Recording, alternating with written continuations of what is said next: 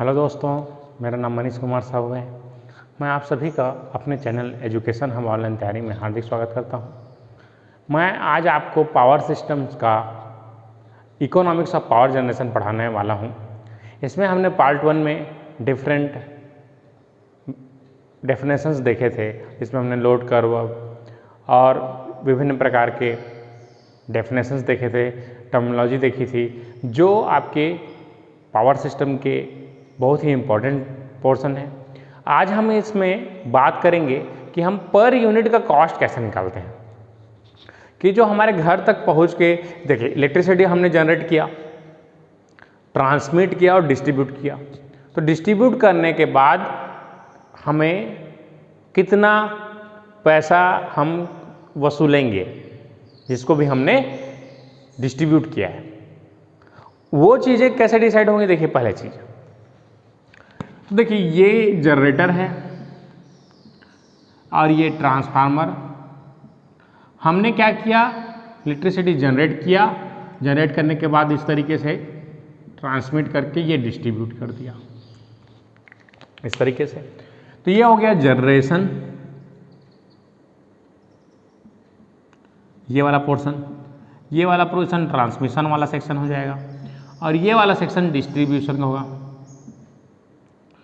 तो जैसे कि मैं यहाँ पर से 10 मेगावाट जनरेट किया, यहाँ पर मेरे को ये लोड है, मान लेते हैं 8 मेगावाट का या 10 मेगावाट का यहाँ पर लोड है।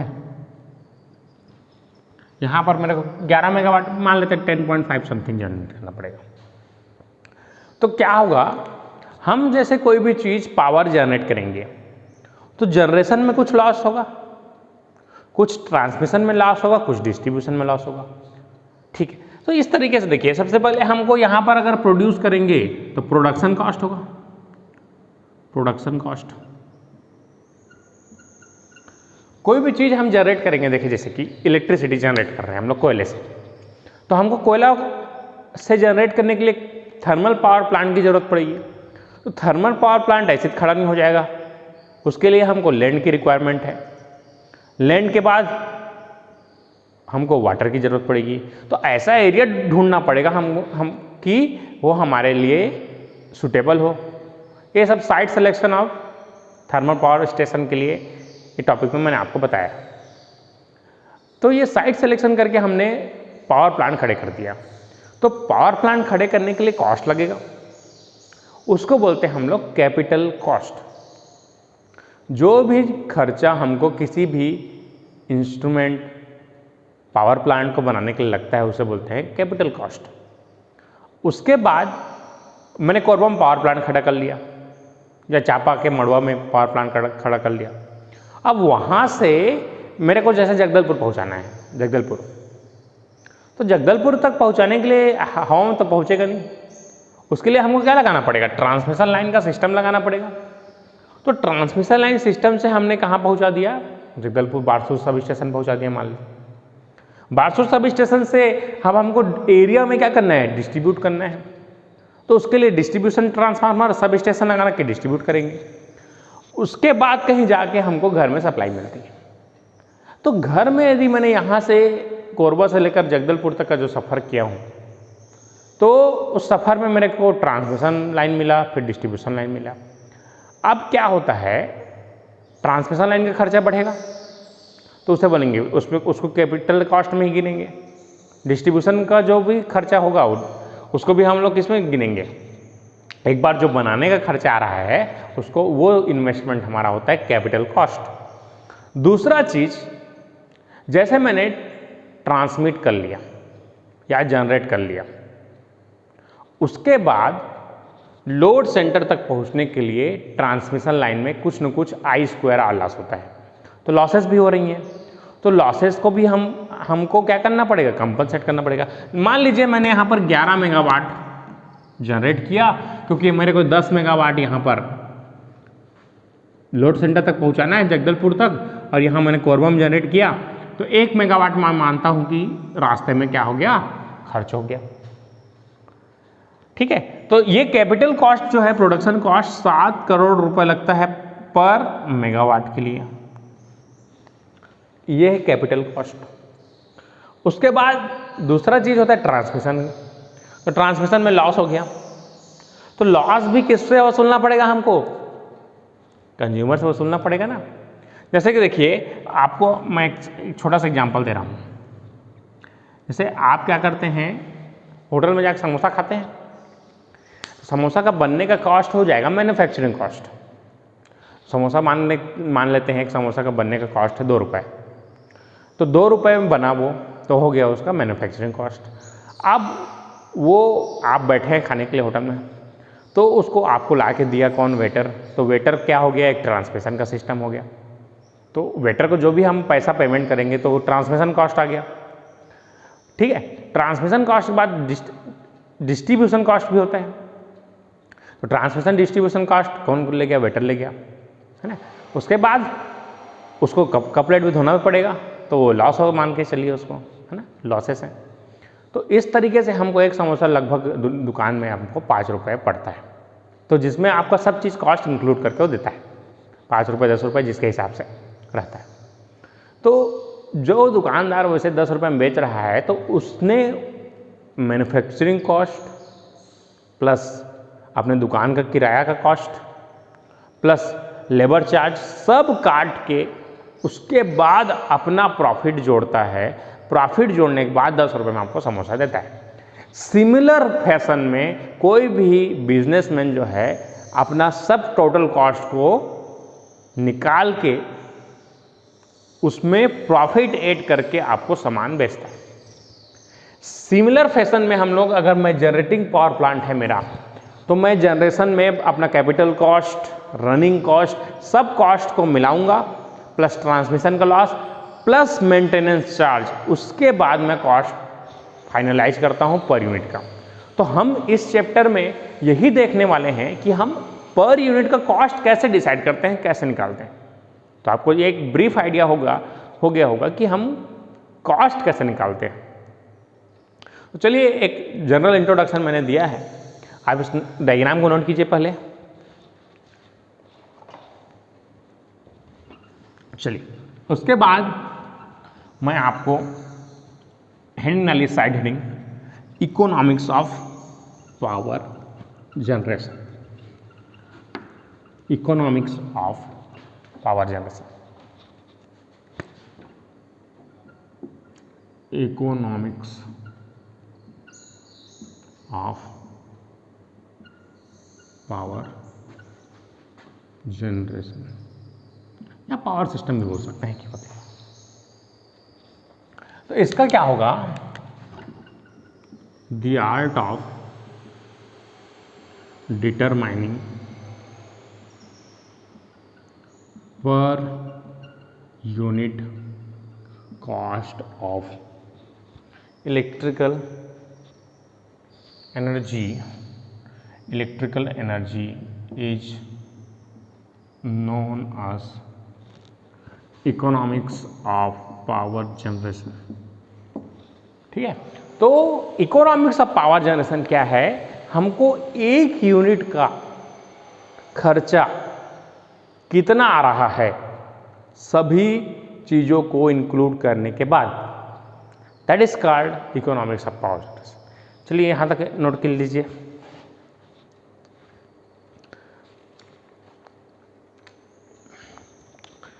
तो ये हो गया हमारा इकोनॉमिक्स पावर जनरेशन। इसके बाद आप सब हेडिंग डालिए इंटरेस्ट।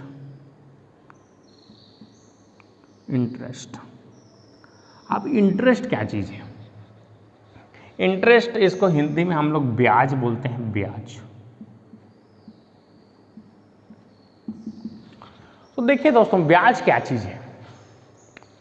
तो ब्याज की क्या जानते हैं हम लोग? ब्याज के बारे में क्या कैसे जानते हैं? ब्याज क्या है, इंटरेस्ट क्या है? जैसे एक एग्जांपल दे रहा हूँ मैंने आपको पैसे की ज़रूरत है, आपने किसी आदमी से उधार लिया।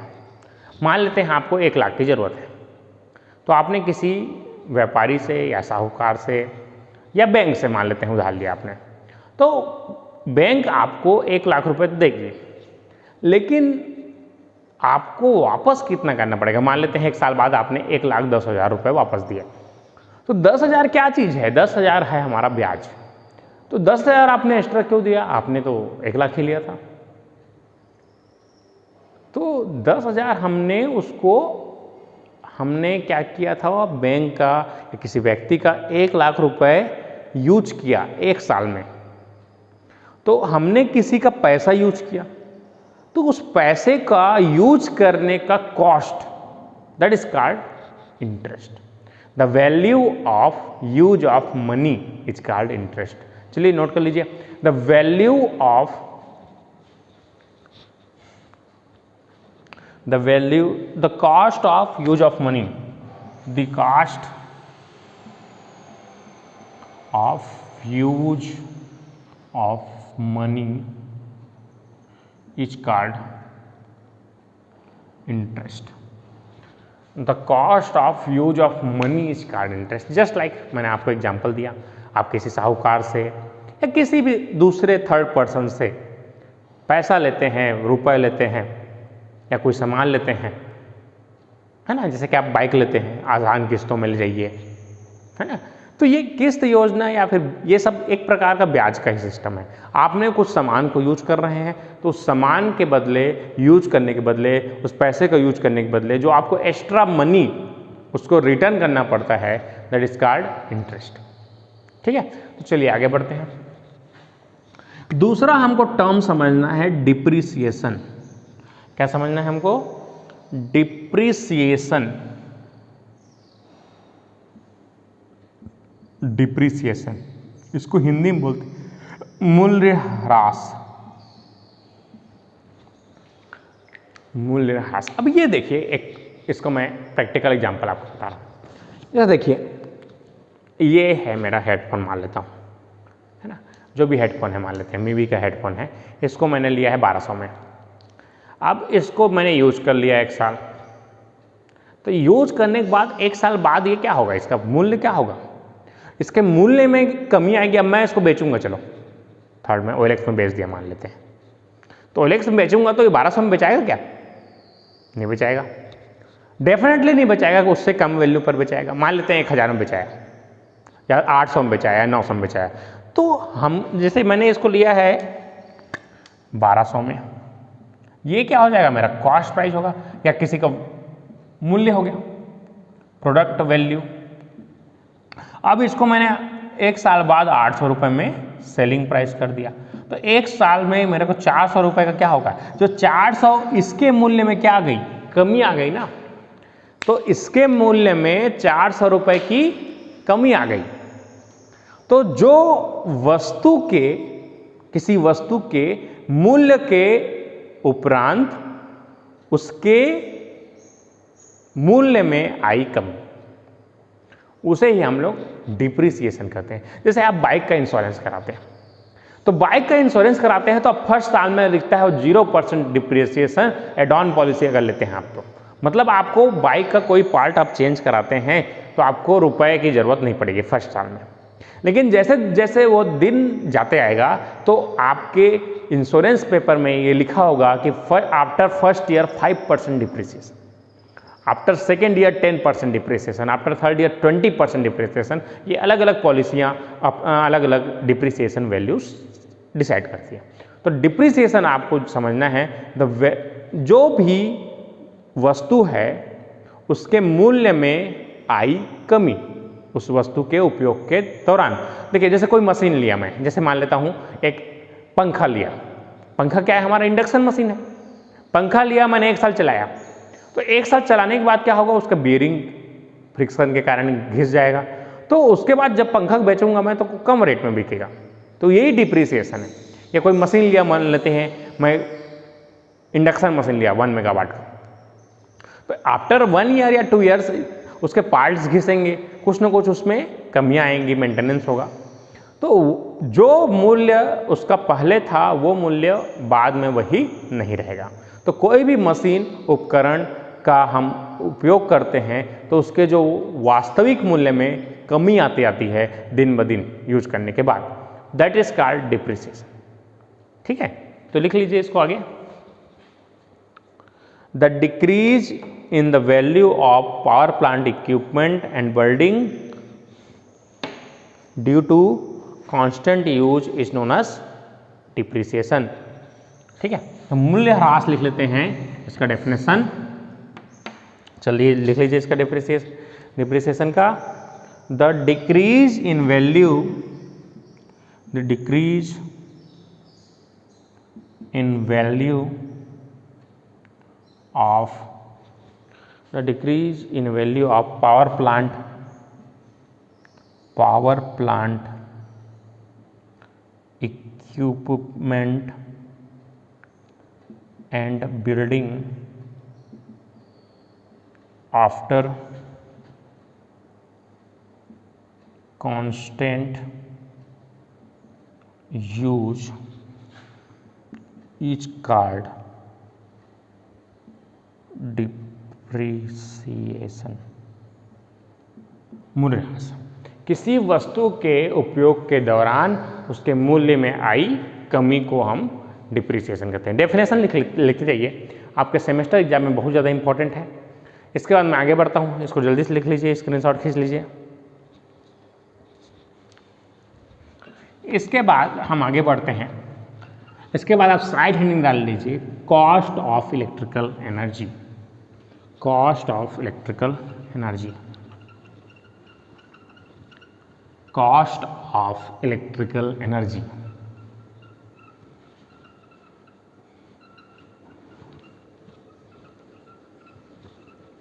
कॉस्ट ऑफ इलेक्ट्रिकल एनर्जी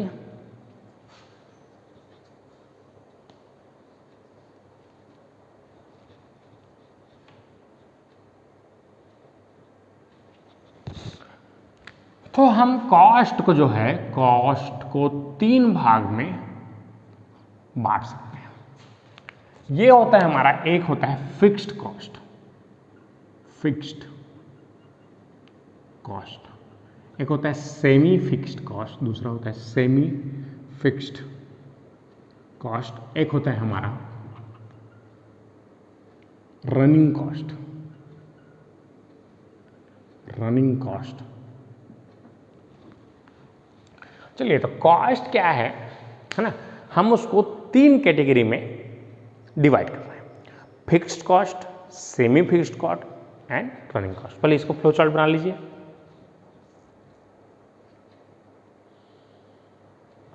चलिए, अब इसके बाद हम साइड हेडिंग डालते हैं फिक्स्ड कॉस्ट।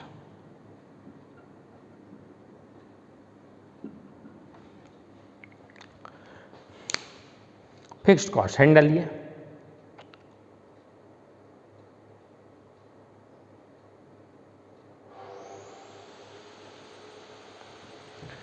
ठीक है, तो देखिए फिक्स्ड कॉस्ट किसको बोलते हैं? ऐसा कॉस्ट जो समय के साथ या यूनिट जनरेशन के साथ उसका मतलब नहीं रहता, उसे बोलते हैं हम लोग फिक्स्ड कॉस्ट। जैसे कि एग्जाम्पल के लिए, आपने बिल्डिंग खड़ा करने के लिए लोन लिया बैंक से, आपने बिल्डिंग खड़ा करने के लिए सिविल इंजीनियर्स लगाया और ITI मेंबर्स लगाया, पॉलिटेक्निक मेंबर्स लगाए, बहुत सारे आपने स्टाफ रखा है। तो अगर आपने स्टाफ रखा है तो आपका प्रोडक्शन हो चाहे मत हो, उनको उससे मतलब नहीं है, वो 1 तारीख को आपसे तनख्वाह दो बोलेंगे, है ना। That is called fixed cost. मतलब क्या है, हम इसका प्रोडक्शन से कोई लेना देना नहीं है ना, it is independent of maximum demand and unit generated. आपने कोई भी स्टाफ रखा है तो आपको पैसा उसको समय पर महीने के हिसाब से देना पड़ेगा। आपने बैंक से लोन लिया है तो आपको इंटरेस्ट महीने के महीने आपको जमा करना पड़ेगा। तो ऐसा चीज़ें जो जिसका हमें हर महीने या किस निश्चित ड्यूरेशन में उसको पैसा वापस करना रहता है या देना रहता है, that is called fixed cost. ठीक है, तो फिक्स्ड कॉस्ट आपने समझ गया, एग्जांपल मैंने आपको दिया, तो लिख सकते हैं it's cost is independent of unit generated and maximum demand. ठीक है,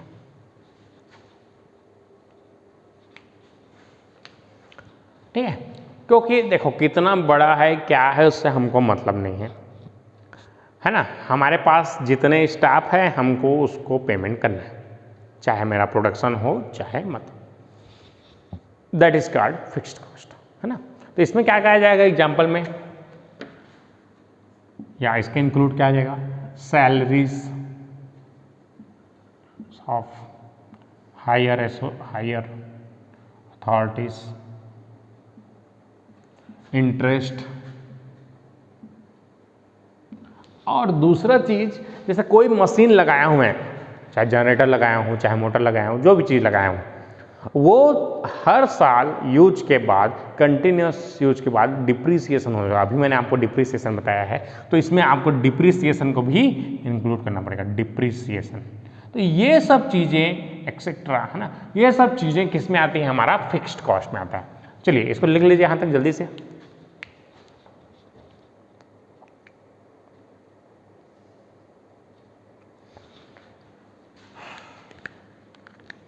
नेक्स्ट है हमारा semi fixed cost. Semi fixed cost, अब ये जो कॉस्ट है इट इज डिपेंड्स अपॉन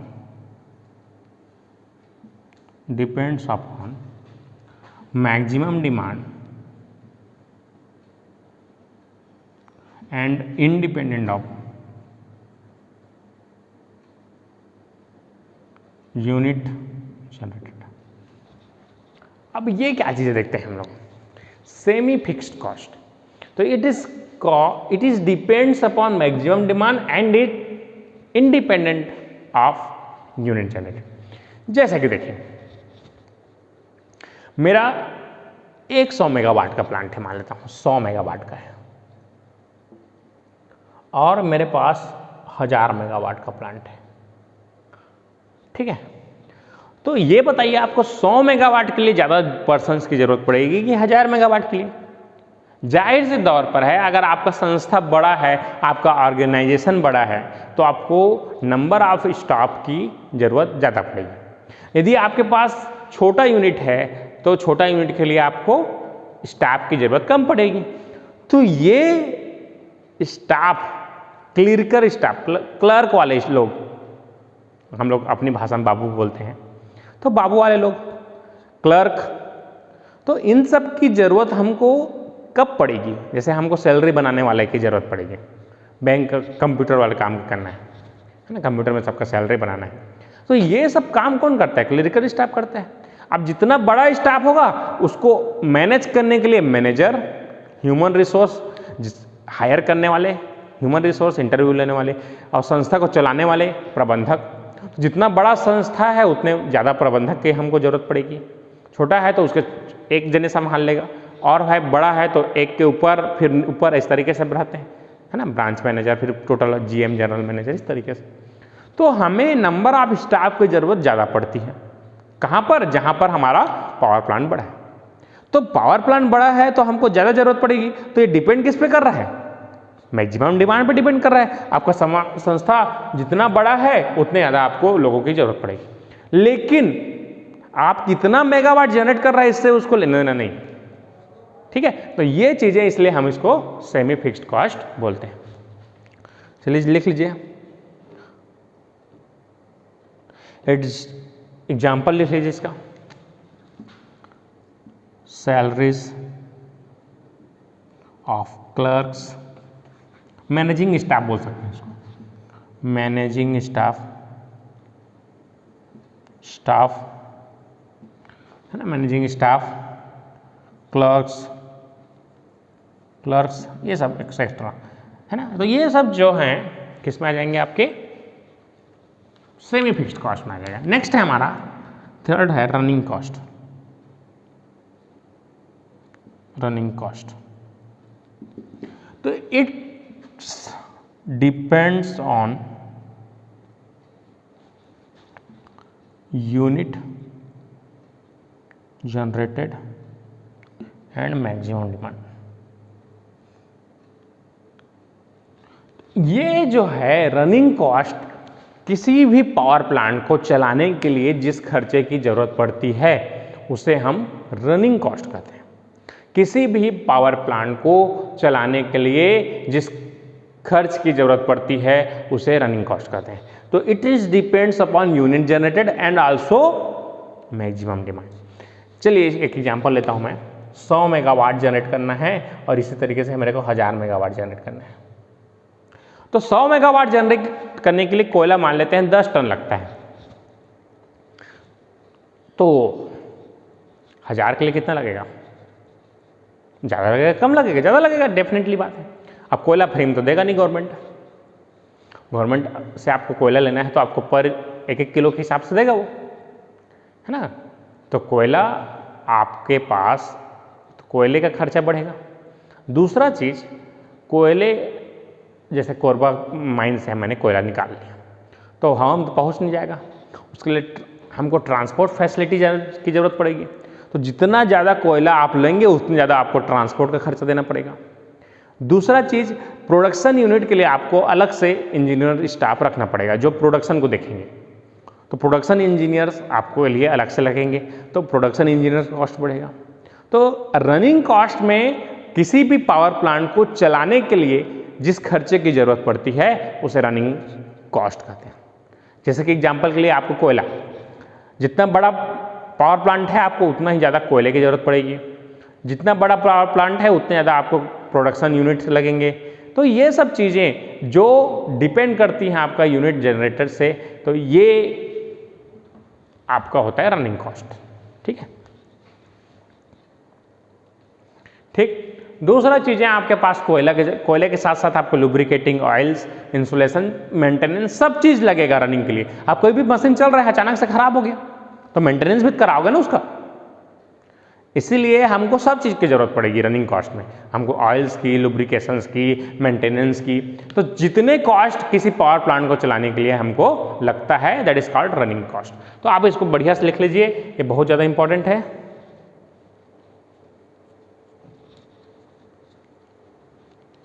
ठीक, तो ये मैंने कॉस्ट बताया आपको। कॉस्ट 3 प्रकार के होते हैं, फिक्स्ड, सेमी फिक्स्ड और रनिंग कॉस्ट। फिक्स्ड कॉस्ट जो हमें ना तो यूनिट जनरेटर से उसका मतलब है ना ही मैक्सिमम डिमांड से मतलब है। हमको सैलरीज, वेजेस, इक्विपमेंट के जो भी ऑपरेटिंग स्टाफ है उसको देंगे, प्लस जो डिप्रिसिएशन इंटरेस्ट जुड़ा हुआ है वो सब किस में आ जाएगा? फिक्स्ड कॉस्ट में आ जाएगा। Semi fixed, it is independent upon maximum demand but it is dependent upon maximum demand and independent upon unit generator. जितना बड़ा है उतने बड़े हमको मैनेजिंग स्टाफ, क्लरिकल स्टाफ की जरूरत पड़ती है। तो उनका जो वेतन हम देंगे, उनकी जो सैलरी देंगे वो किस में आ जाएगा? सेमी फिक्स्ड कॉस्ट में आ जाएगा। उसका रनिंग कॉस्ट किसी प्रोडक्शन के लिए हमको जितना यूनिट की जरूरत पड़ेगी, जितना यूनिट जनरेट करना है उसके लिए हिसाब से हमको कोयले की जरूरत पड़ेगी। तो ये सब चीज़ें आपके किस में आ जाती हैं? फिक्स्ड कॉस्ट में। चलिए आगे बढ़ते हैं, अब एक्सप्रेशन देखते हैं। एक्सप्रेशंस देखिए, एक्सप्रेशंस देखने हैं हमको। ये जो क्लास है आज का मैं आपको पूरा थ्योरी बता रहा हूँ। इसके बाद मैं आपको इसके बाद न्यूमेरिकल करना सिखाऊंगा नेक्स्ट लेक्चर में, तो आपका ये यूनिट कंप्लीट हो जाएगा। तो फिक्स्ड कॉस्ट, तो इसको हमको देखिए एक्सप्रेशंस है ना, एक्सप्रेशन देखने हैं। तो एक्सप्रेशन जो है 2 टाइप के होते हैं। एक्सप्रेशन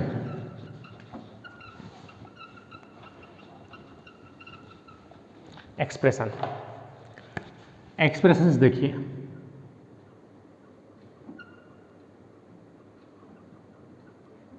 तो एक्सप्रेशन जो है 2 टाइप के होते हैं। एक्सप्रेशन ऑफ कॉस्ट एक्सप्रेशंस बोल सकते हैं ऐसे करके। तो ये 2 टाइप से होता है, 3 पार्ट और ये होता है 2 पार्ट। तो 3 पार्ट में हम लोग जो तीनों कॉस्ट अभी पढ़ाया हूं मैं आपको, जैसे कि क्या क्या पढ़ाया हूं आपको? Fixed cost, semi fixed cost और रनिंग कॉस्ट। तो तीनों को यहां पर हम इंक्लूड करते हैं।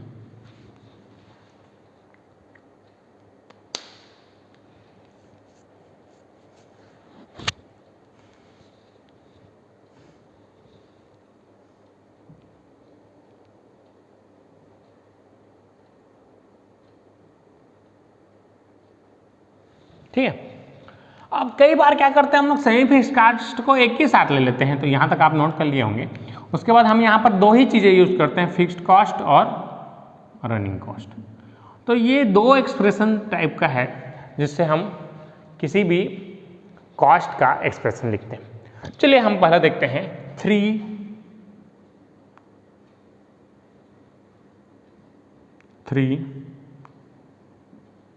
Part expressions. तो इसके लिए हम लोग क्या करते हैं, ये fixed cost plus semi fixed cost plus running cost. तो फिक्स्ड कॉस्ट इट्स, देखिए एक मैं प्रैक्टिकल एग्जांपल दे रहा हूँ। जैसे कोई इंडस्ट्री को हमको सप्लाई करना है, तो इंडस्ट्री को सप्लाई करना है, मान लेते हैं किसी राइस मिल को हमको सप्लाई करना है। तो राइस मिल को सप्लाई करने के लिए हम क्या करते हैं, उसके लिए ट्रांसमिशन लाइन बिछाएंगे। ट्रांसमिशन लाइन बिछाने के बाद उसके लिए मीटर लगाएंगे। मीटर लगाने के बाद वो अपना जितना यूनिट उसको ज़रूरत हो यूज करेगा। तो हमने क्या किया है, किसी पावर प्लांट या किसी इंडस्ट्री को या किसी राइस मिल को हमने दे दिया पावर। तो पावर को देने के लिए हमने एक सिस्टम तैयार किया, तो उसका चार्ज हमको हर महीने उससे लेना है, चाहे वो बिजली जलाए चाहे मत जलाए। जैसे आपके घर में मीटर है, आप मीटर को मत जलाइए, 0 यूनिट है, तब भी आपको 50 रुपये मीटर किराया करके लिया जाता है। क्योंकि हमने ऐसा CHPDCL Chhattisgarh state power distribution company या होल्डिंग कंपनी, हमने क्या किया, डिस्ट्रीब्यूशन कंपनी PG है, क्या बोलते हैं, Chhattisgarh state power distribution company है ना, डिस्ट्रीब्यूशन कंपनी लिमिटेड। तो ये यूनिट है जो कि डिस्ट्रीब्यूट करती है। वो क्या करती है, उसने डिस्ट्रीब्यूशन के लिए तार बिछा कर लगाया, जो आपके घर के आसपास लगा है, ट्रांसफार्मर लगाया है, प्लस ट्रांसफार्मर के बाद आपके घर तक मीटर का कनेक्शन भी गया है। तो उस कनेक्शन का कॉस्ट मेरे को वसूलना है ना, तो उस कॉस्ट को कैसे वसूलेंगे हम, that is called fixed cost. तो यहाँ पर फिक्स्ड कॉस्ट का मतलब है मीटर किराया या जो भी इक्विपमेंट हम लोग लिखा है। तो फिक्स्ड कॉस्ट क्या हो जाएगा, वो हमेशा हमारा फिक्स्ड रहता है। एक दूसरा चीज सेमी फिक्स्ड कॉस्ट। अब ये क्या चीज़ है, जैसे कि एक प्रैक्टिकल एग्जांपल दे रहा हूँ मैं आपको। आप यदि 10 किलोवाट तक यूज करते हैं तो आपके लिए स्लैब अलग है, आपके लिए मीटर का किराया अलग है। आप 50 किलोवाट यूज करते हैं तो उसके लिए स्लैब अलग, उसके अब 100 किलोवाट यूज करते हैं तो उसके लिए स्लैब अलग है। मैं आपको टैरिफ में इसके बारे में और डिटेल में बताऊंगा। तो हर आप जैसे आप एक्सपीरियंस किए होंगे, अगर आपने 200 यूनिट तक बिजली बिल जलाया है तो आपका जो बिजली बिल है वो कम आएगा। 200 से अगर आप ज़्यादा जलाते हैं तो उसका आपको चार्जेस ज़्यादा देना पड़ता है। जैसे जैसे आप ज़्यादा यूज करते आते हैं एनर्जी का, उतना ही ज़्यादा आपको कॉस्ट लिया जाता है। तो एनर्जी को हमको बचा के रखना है दोस्तों। अगर आप 1 यूनिट घर में खर्चा करते हैं तो हमको कम से कम 5 यूनिट भेजना पड़ता है।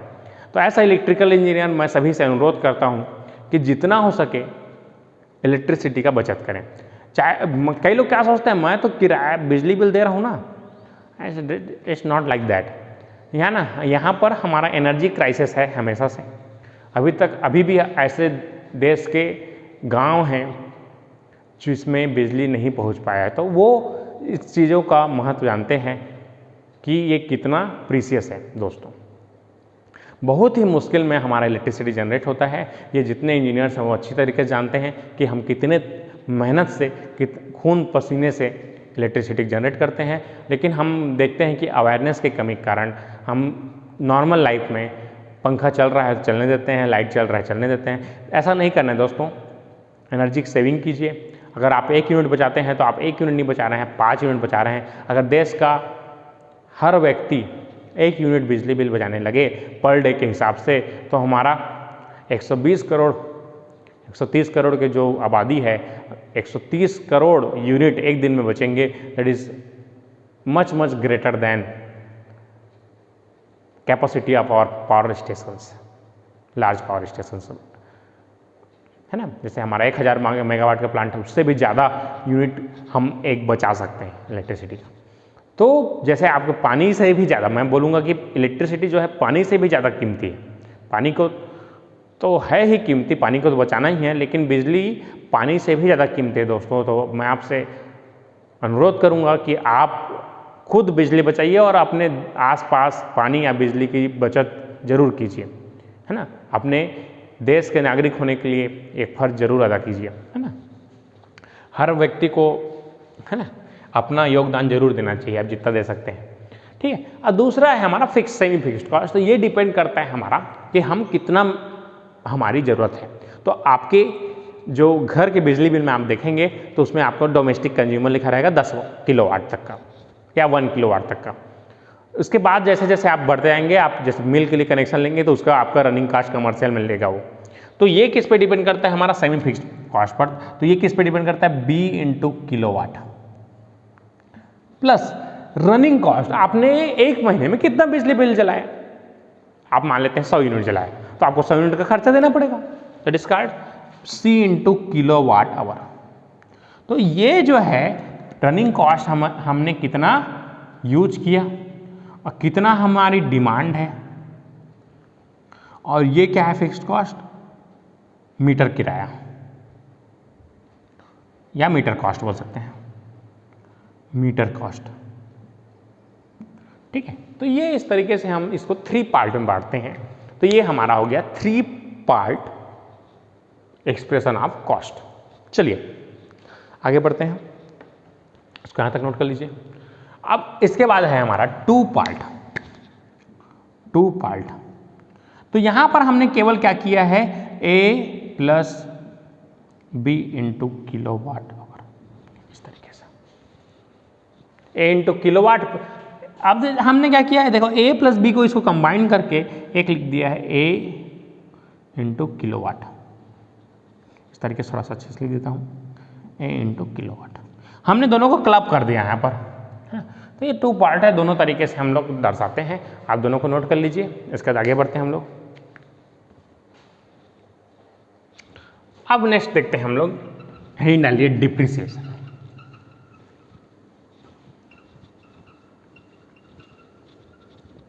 चलिए हेडिंग डालिए डिप्रिसिएशन।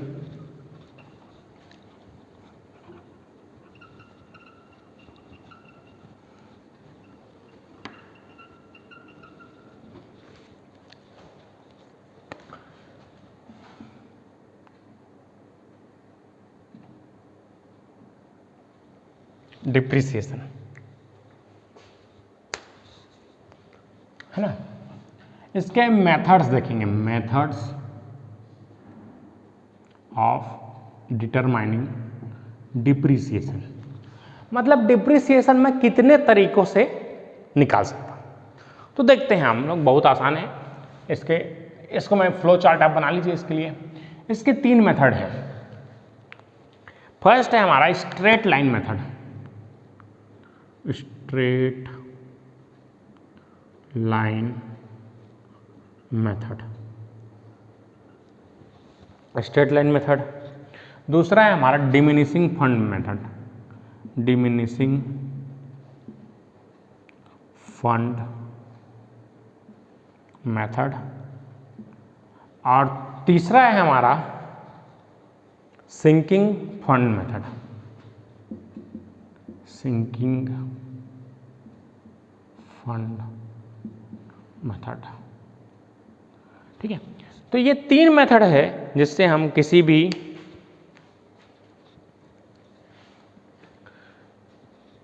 वस्तु का, किसी भी इक्विपमेंट का हम डिप्रिसिएशन निकाल सकते हैं।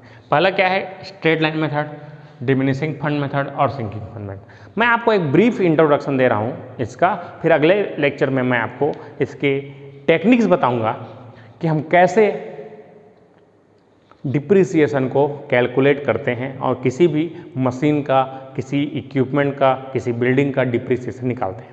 ये question SSC junior engineer exam mains में बहुत पूछा जाता है।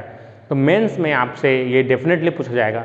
तो ये मैं बार बार बोल रहा हूँ आपको, प्री और मेंस दोनों के लिए ये वीडियो बहुत ही ज़्यादा इंपॉर्टेंट है। प्री में आपको प्री के हिसाब से ऑब्जेक्टिव क्वेश्चन सॉल्व करने हैं, मेंस में आपको डिस्क्रिप्टिव लिखना है। तो मैं आपको डिस्क्रिप्टिव लिखना सिखा रहा हूँ। देखिए इस वीडियो में मैं आपको ऑब्जेक्टिव, नेक्स्ट वीडियो में ऑब्जेक्टिव वाला पैटर्न भी तैयार कराऊंगा। तो straight line method, diminishing fund method और सिंकिंग फंड मेथड, इसका ब्रीफ इंट्रोडक्शन मैं आपको दे रहा हूं। सबसे पहले देखिए स्ट्रेट लाइन मेथड। जैसे कि देखिए मेरे पास ये मान लेते हैं क्या है, ये इक्विपमेंट है मान लेते हैं, इसका कॉस्ट है 1 लाख रुपए मान लेता हूँ, है ना। ये कॉस्ट है मान लेते हैं मशीन का है, किसी मोटर है मान लेते हैं। चलिए एक हमारा ऑर्गेनाइजेशन है जिसमें हमारे पास एक मोटर रखा हुआ है जिसका कॉस्ट है 1 लाख रुपए। अब 1 लाख रुपए उसका कॉस्ट था, मैंने उसको 10 साल यूज किया। 10 साल यूज करने के बाद उसको स्क्रैप वैल्यू मतलब कबाड़ के भाव में लास्ट में उसको स्क्रैप वैल्यू बचा 1000 रुपये में बिक गया वो मेरे से। 10,000 मान लेते हैं एग्जाम्पल के लिए। तो मैंने कॉस्ट प्राइस इसको कितने में लिया था, 1 लाख रुपए में लिया था। अब मैं उसको n नंबर ऑफ ईयर्स कितने हैं, मैंने उसको 10 साल यूज किया, 10 वर्ष 10 ईयर यूज किया। अब लास्ट में मैं उसका स्क्रैप वैल्यू जो है कितना मिला मेरे को, 10,000 रुपये मिला। मतलब जब मैंने उसको कबाड़ में बेच दिया तो मेरे को 10,000 रुपये मिला।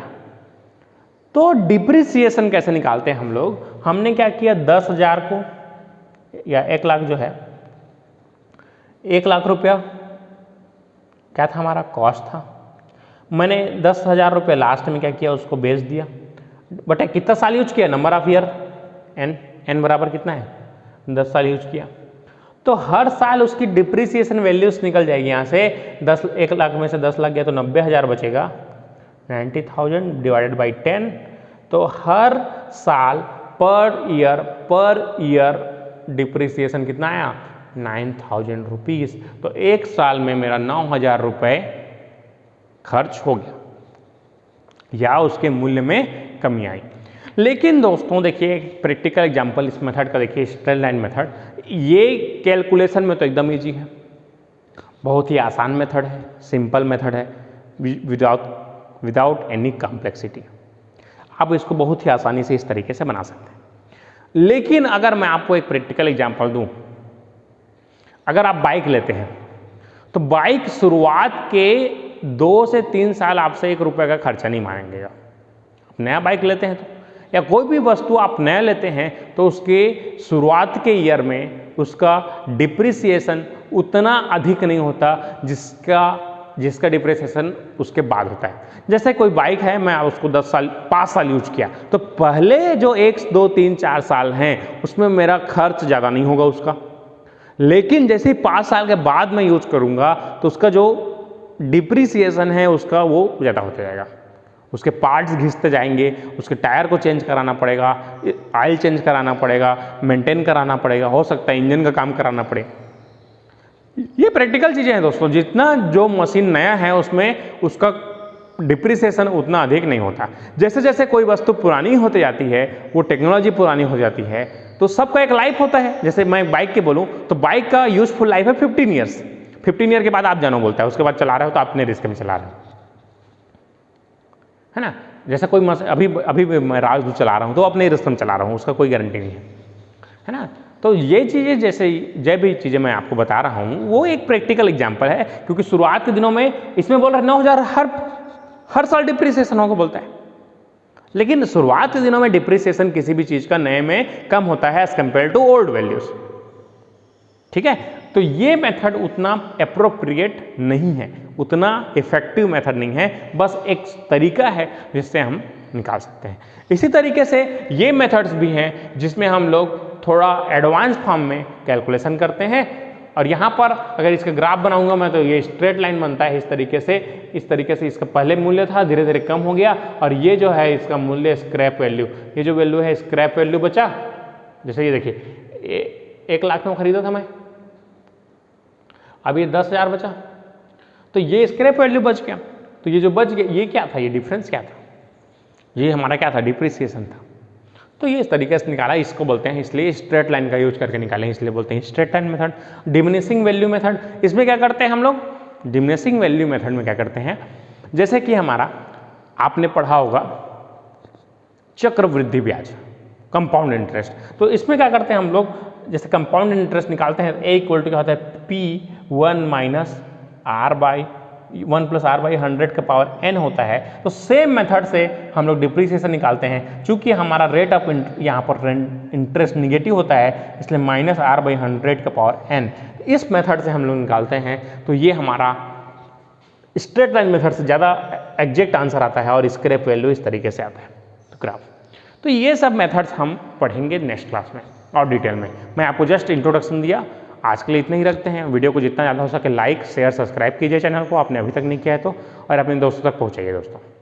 आपको नेक्स्ट लेक्चर में मैं इसका न्यूमेरिकल्स कराऊंगा, जो आपके 4th सेमेस्टर में बहुत ही ज़्यादा इंपॉर्टेंट है, और अभी आगे आने वाले दिनों में आपके एग्जाम भी होने वाले हैं। तो आपको कैसे लिखना है, आपको किस तरीके से डील करना है, ये सब आपको जानना चाहिए। तो चलिए ठीक है, आज के लिए इतने ही रखते हैं।